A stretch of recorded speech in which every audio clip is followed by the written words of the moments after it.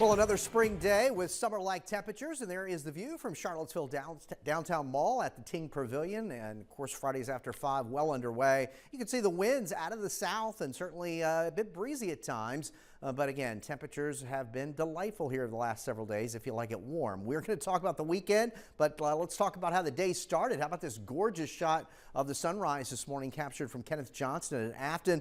And of course, spring blooms are still out there. How about the azaleas? They're certainly nice. This is James Wilson's shot from North Garden. Let's talk about our temperatures. We were 86 today at the airport. That's 11 degrees above average, 88 in Richmond, 84 in Washington. And again, right now we've got numbers pretty much in the low 80s at this hour. Now, as we take a look at Doppler radar, things are quiet and should remain that way here this evening and much of tonight. Something isolated as possible. All the action is well to our west, and these will kind of be in weakening mode as they push farther off to the north and northeast with time. So tomorrow's a different story, but temperatures tonight under partly cloudy skies will lower generally into the mid and low 60s. Now, we're back in the 80s for Saturday. This will probably be the last widespread 80s for a while. Again, temperatures low and mid 80s. As we move into the late afternoon, evening, this time tomorrow evening into tomorrow night, I do anticipate the coverage of showers and thunderstorms to markedly increase, and that takes us into later tomorrow afternoon and evening.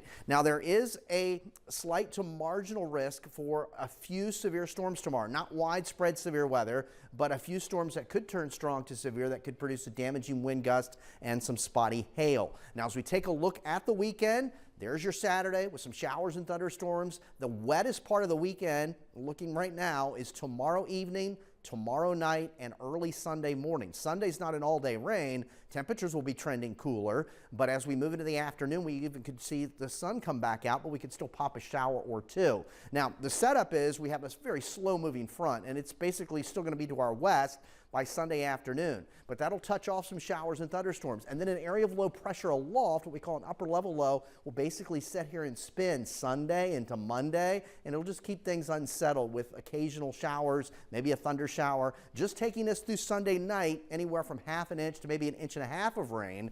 But again, any localized storm can produce heavier amounts of rainfall. Now, there are numerous showers and thunderstorms back through the lower Tennessee River Valley, some severe weather ongoing there. The front itself will still be to our west tomorrow and much of Sunday. So here we are tonight. Things pretty quiet. In the morning, we start in the 60s. We'll heat back up into the low and mid 80s. More clouds gather by afternoon. It's really tomorrow evening. There we are around 6 o'clock. You start to see more showers and thunderstorms develop. Again, isolated severe as possible, taking us into early tomorrow night. And then here we are tomorrow, late tomorrow night, more rain that takes us into the pre-dawn hours of Sunday before it kind of tapers off. I think Sunday is not an all-day rain, but we could still see some additional showers during the late afternoon. Temperatures here tonight in the low and mid 60s, most of us dry under partly cloudy skies. There's a look at the Michael and Son 7-day forecast. Again, the wettest part of the weekend looks to be tomorrow night and very early on Sunday, but next week we still hold on to an unsettled pattern with that upper low nearby. We need the rain, may not like the timing, but again, if you're outdoors, have activities,